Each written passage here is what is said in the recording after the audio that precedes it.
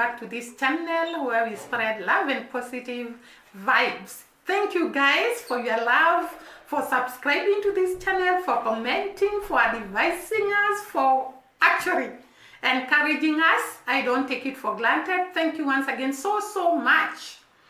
And I want to start by saying we have learned a lot from Jamaica. We have learned how to fight against injustice. We have learned to stand on what is ours and to fight for our rights, to fight for equality. We have learned the art of hard work. Sorry guys, I'm getting choked. We have learned the art of hard work, the art of perseverance, the art of resilience, the art of loving one another and working together in unity and conquering by holding hands, by supporting one another, by actually cheering our brothers and sisters so that we can go to the next level. These are the characteristics that I have seen in Jamaica. When one of their own is in the field, they cheer, they embrace, they encourage, they stand for their own. And they have taught us that great art.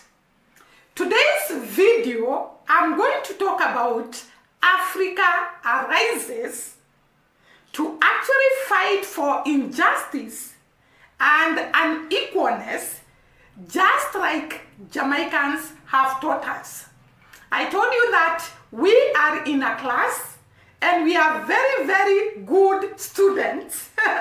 We are learning every day from you people, and I want to tell you, we have learned a lot until we have seen African leaders saying no to injustice, saying no to oppression, saying no to bullying, saying no to dictators in their own land. Guys, I am amazed.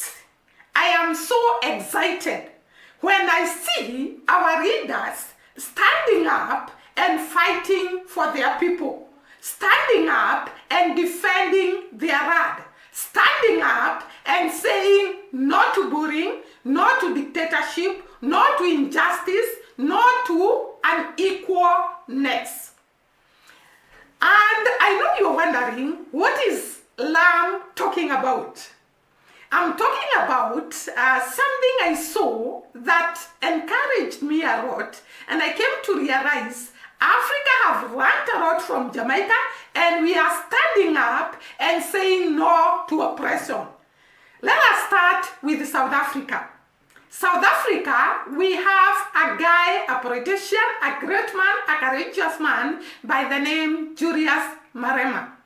Julius Malema told the US government, we are not going to bow that you bully us.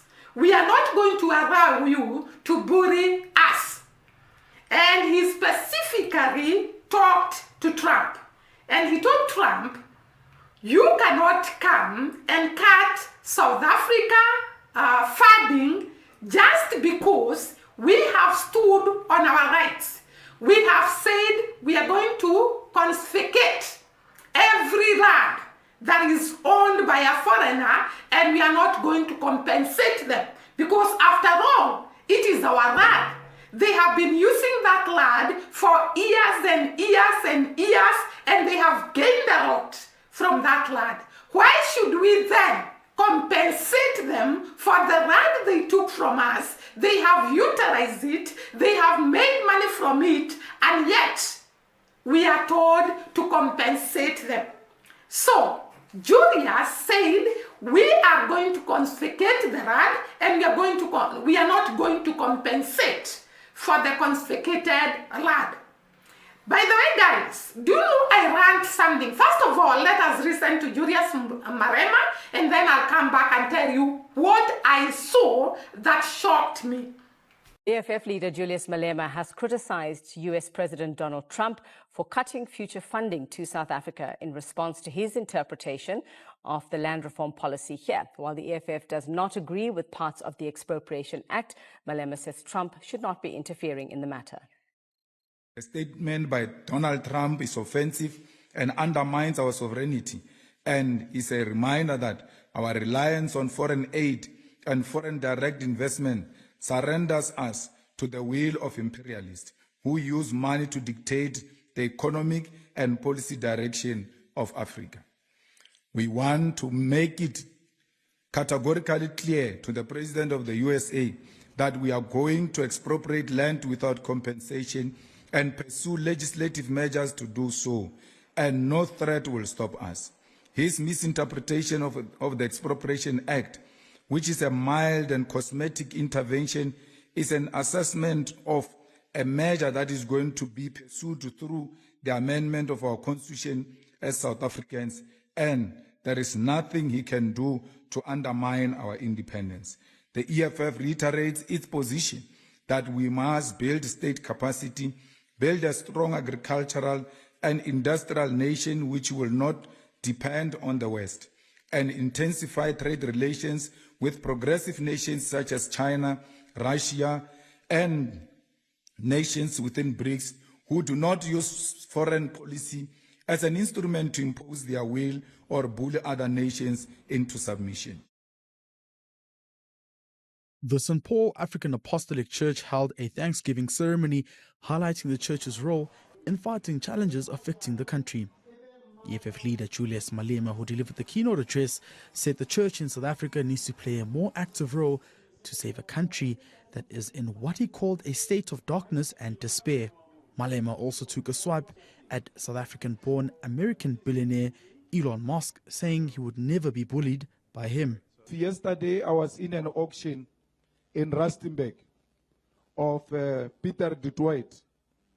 In that auction, 95% of those people were white people.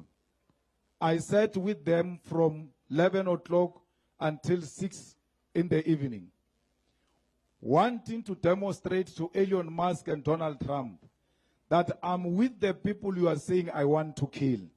Why would I sit with these white people if I want to kill them?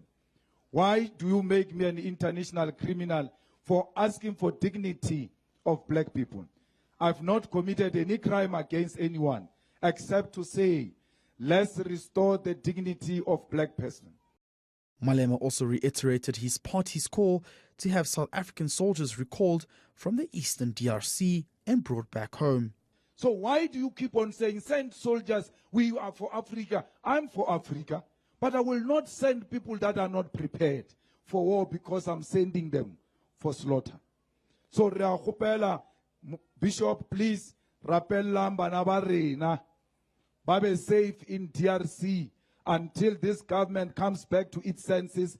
Bring them back home. Let's invest in the army. Let's buy more ammunition. Let's train more soldiers. When we are prepared, send them to DRC.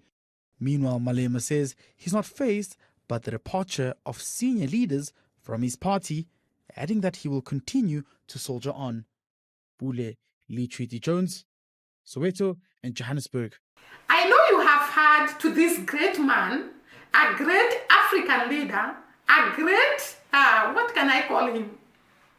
A man who has principles and who defends his own countrymen and without fearing, courageously says no to bullying. Now, the other day, I was watching Old Maya, and Old Maya took us to South Africa and was showing us some rad. I'm going to put a clip of the video here. He was showing us some pieces of rad where South Africans are not supposed to step their foot there. They are purely owned by the white people. I could not believe that. In a country of black people, people owning the rad and saying black people should not come to this rad, I was so shocked. Because guys, I cannot imagine going to America, buy a piece of rad and tell the white people you should not step on this rad. It is impossible. It can never happen. And now, when Marema Julius was talking about confiscating land, I was saying this is the right step. This is the right direction. Because we have to stand on our own land. We have to refuse oppression. We have to refuse segregation. We have to refuse racism in our own country. I know this is shocking to you. I could not believe it. By the way, guys, first see the video, then I'll come back. I'm in love with R.A.M. Yes. Can I stay in here? You're not Afrikaner. Afrikaners are descendants of Dutch settlers who arrived at the Cape of Good Hope on a boat in the year 1652. Would you say that Orania is a controversial town in South Africa? Orania is definitely. I don't have to doubt it. I know that Orania is controversial. Orania. What is happening? Can somebody answer? Section 235 of the South African Constitution acknowledges the right of cultural groups to self-determination. But what about the Afrikaner enclave of Orania, which also uses race to determine who can be allowed to live in that community?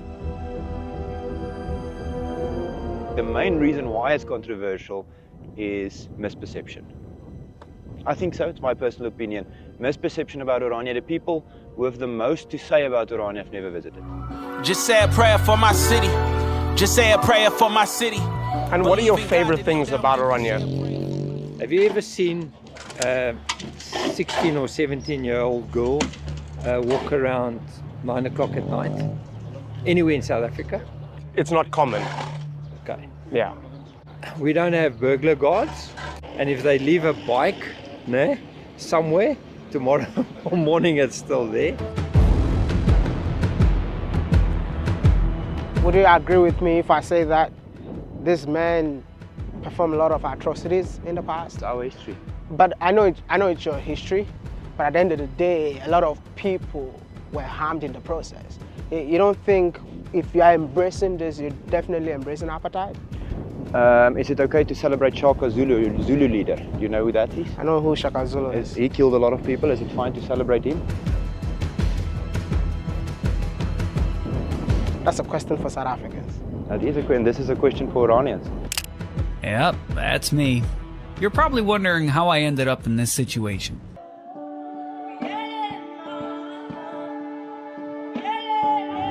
I don't even know how to feel right now. Should I tell you guys that I'm super scared? Because I'm about to do one of the craziest videos that I've never dreamt of. This particular video will definitely go down as one of my most sensitive vlogs ever. I mean, I'm currently in Cape Town, driving to a town that so many South Africans don't want to hear about. I mean, if I talk about South Africans, I'm talking about Black South Africans, indigenous South Africans, people that were here before the settlers came in here.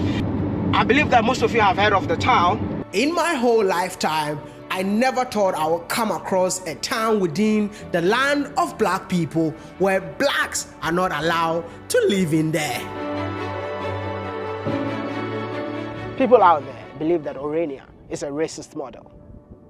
Do you believe that whatever you guys are practicing here is racism? No. So what is it then? It's a culture town. It's a culture town. It's an Afrikaner town. The narrative is out there that if you preserve your culture, you're racist, and that's not true. But I don't think an African can leave Africa, go to Europe, and say that we just bought this land, and no one is allowed to come in. In this town, it's whites only.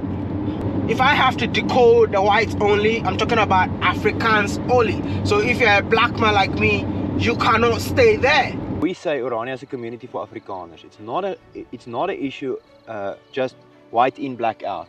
It's a question of culture. But someone might ask, if you want to preserve your culture, you're preserving your culture on a land that belongs to South Africans.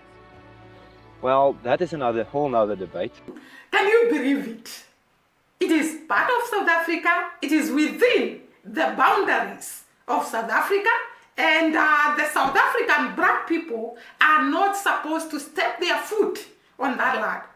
Apart from that, I rant that the black people are the minority when it comes to employment. I could not believe that South Africa attained independence some years back and they are still under this kind of conditions. And therefore, when I see Julius Malema talking, when I see Ibrahim Traore talking, when I see Dr. Arikana talking, I really applaud them and I become a proud African who actually appreciates the great leaders that are fighting for our land. South Africa has started. Burkina Faso, Ibrahim Traore is doing a great job. The other day, he actually prohibited gold mining, gold selling, gold activities from being handled by foreigners. He also took the land that was owned by foreigners and actually started a process of the law to actually take back that land. I want to say it is a great step for Africans to stand strong, to stand courageously and refuse oppression, refuse racism in their own land, refuse segregation in their own land. Now, Ibrahim Traore is also doing a great job and he has taught us we can actually do, just like Julius Malema said, Africa, it's a high time you learn to depend on your own without relying on foreign loans and foreign funding. Because we have seen it's possible through Burkina Faso. They have shown us we can stand on our own, we can fight for our own lives, we can actually survive without funding from the foreigners. And most of the funding, actually the money that comes from the funding, is actually taken by our corrupt leaders. It's a high time we stop being selfish, we become like Jamaicans, people who stood, sacrificed their lives, Paul Bogra, Marcus Garvey, other great leaders who sacrificed their lives to actually fight for the rights of others. We have to learn from Jamaica to be selfless, to fight for our rights, to stand on what is our own, and we refuse oppression of any kind. And this is what we have seen Ibrahim Traore fighting against. Another great woman I saw condemning the kind of treatment Africa undergoes is Dr. Arikana, a great African woman, an activist who actually talks a lot about injustice. I saw her in one of the forums talking about the injustice that Africa has been facing and calls upon the African people to unite and come together and be one, strengthen one another, work with one another so that we can be liberated economically and financially.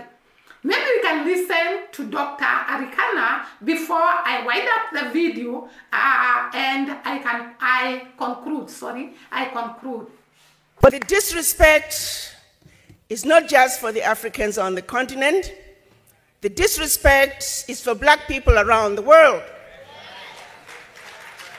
The abuse is not just for Africans on the continent. The abuse is for black people wherever you find us. I'm going to share with you some basic facts.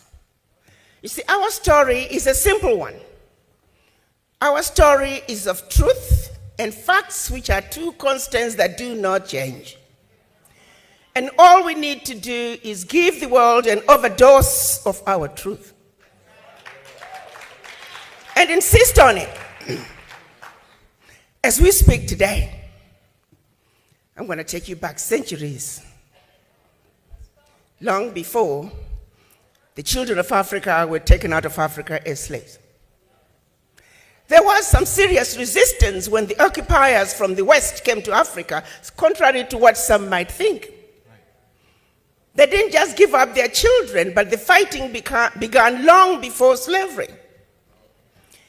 And the resistance was those who led them, the majority of them, their heads, as we speak today, are sitting in jars in Europe. Are you aware of that?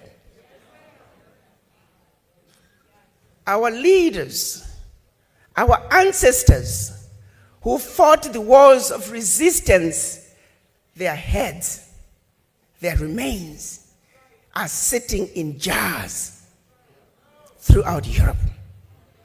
And the same people have the audacity to come to Africa and talk to us about human rights. But what's even more disturbing is that we entertain them and we don't remind them of these skeletons in their closet.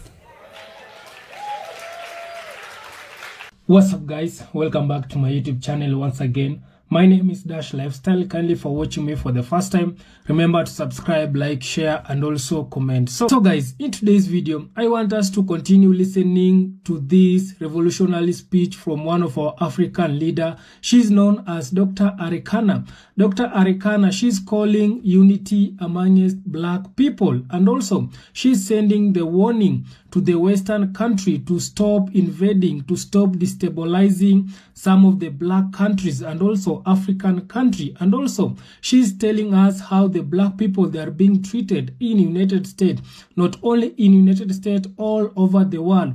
The black people, we are being oppressed. The black people, we are not being respected. And because of that, she's calling unity amongst black people. So kindly guys, watch this video till the end, then I'll be back with more comment at the end.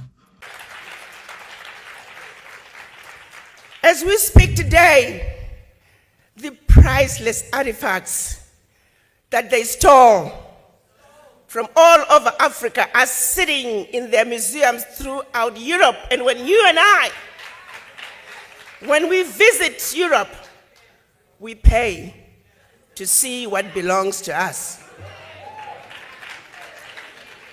Evidence of theft, evidence of murder in display, on display, in plain sight. As we speak today, black people are listed as 3/5 of a human being in the US Constitution. As we speak today, the redlining continues. As we speak today, African countries are being made to pay ridiculous interest rates on loans that they should not be paying for. As we speak today, reparations are due.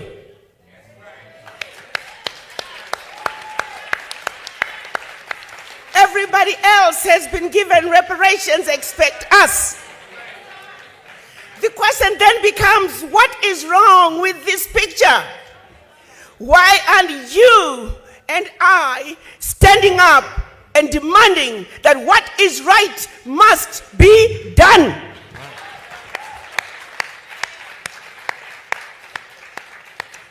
I can tell you why. Because no other race would stand for a minute what is being done to us.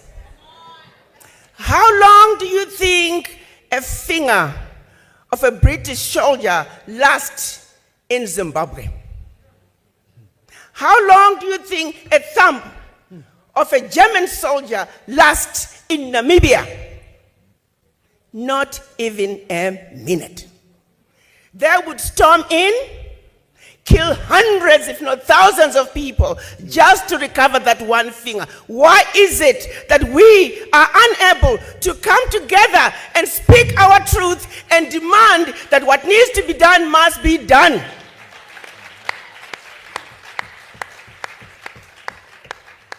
it's because they defeated us where it matters the most, which is the mind.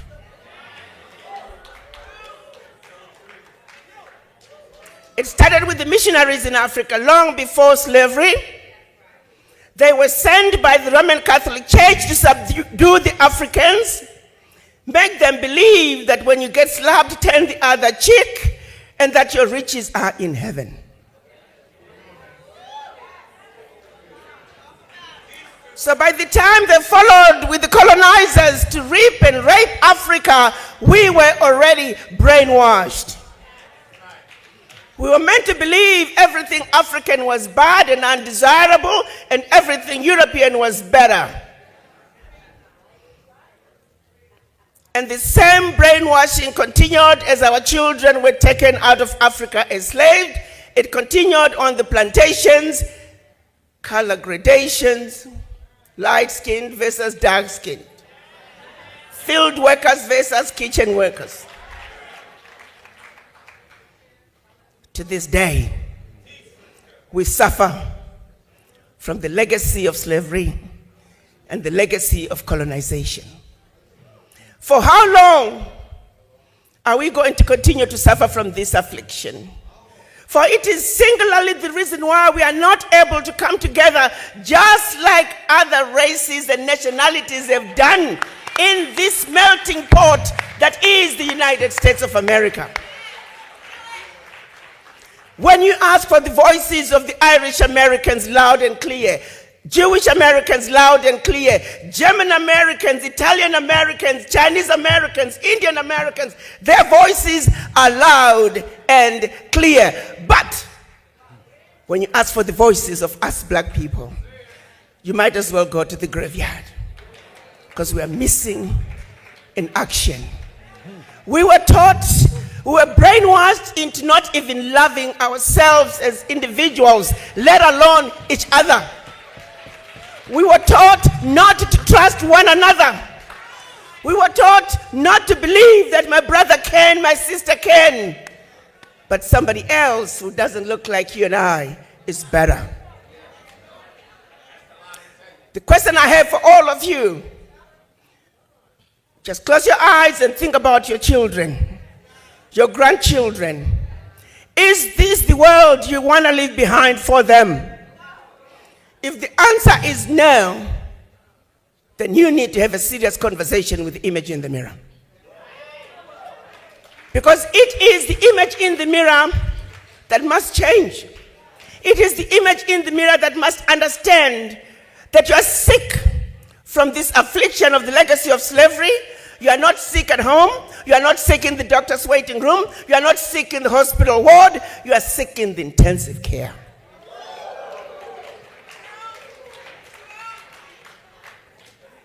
How long are we going to continue to support other people's agendas? Those who stood up to fight during the civil rights movement, during the Pan-African days in Africa, civil rights in the United States, they were all silenced. We are emerging out of a period of 20 to 30 years where just nothing is going on. We are all fast asleep. When are we going to wake up? Reverend Al Sharpton is saying, the time to wake up is now.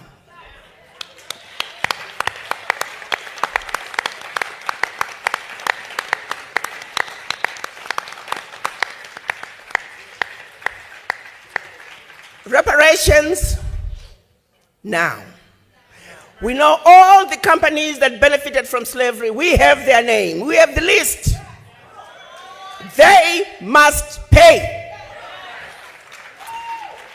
As we speak, many have pledged their contributions. Guess what's going to happen, my brothers and sisters?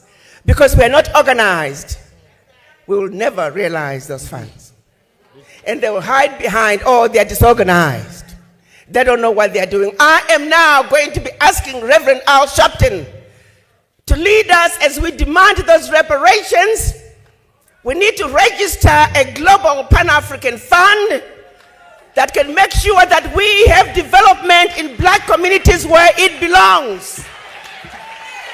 Those funds must be organized. Those funds must be paid for. Reparations for black people now.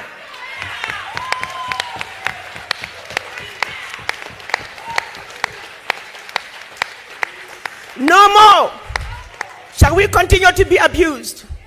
No more shall they continue to exploit our Africa. What is in Africa is our birthright, and we are going home to take it. No more shall we be told Africa is a diseased and dying continent, because they are going to Africa in droves and telling you to not go there. So this moment is calling for unity of purpose. And before I leave this platform, I'm going to ask all of you to take a moment. If you love your children, if you love your grandchildren and their future, to have a serious conversation with Image in the Mirror. No justice, no peace. No justice, no peace. I thank you. You don't expect those who put us in a position of servitude to undo the damage. They will continue it for as long as we are stupid enough to continue to listen to their lies. Wake up, Africa. Wake up, black people around the world. Africa is your problem. Own it, the good, the bad, and the ugly. For Africa to change, for you to be able to benefit from what is yours. What's in Africa is the inheritance of every black person on earth. But if you're stupid enough to listen to the lies, and while they continue to exploit your Africa, while they continue to amass wealth for their children, grandchildren, and generations to come, then the joke on you. Why are we still going to the United Nations as Africans? That is a useless entity. It's not for us. The largest voting bloc in the United Nations are the African nations. We don't have a seat on the table. Why do we go there? We go to the United Nations to vote on their issues. They pay African countries, or vote with us on this issue, vote with us on this issue. We have no business going to the United Nations, period. We need to tell Secretary Guterres, thank you very much, but we're no longer going to attend United Nations. It's not our entity. Until we have true representation. Goodbye. Guys, I hope you have heard this great woman, and the spirit she has is actually the spirit of Nana, the Maroon, the spirit of those great Jamaicans who stood strong, fought the colonial masters, fought against slavery, fought against oppression, and sacrificed their own lives to actually liberate others. These great African leaders are actually standing strong and saying no to oppression.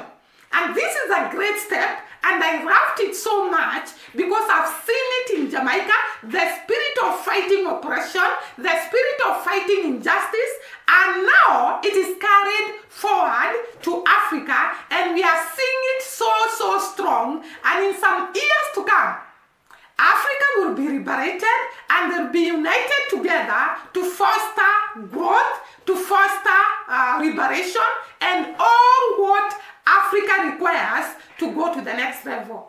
I cannot fail to actually thank Jamaica for actually showing us these things are possible. We can stand tall and refuse injustice. And that is what these leaders are actually doing.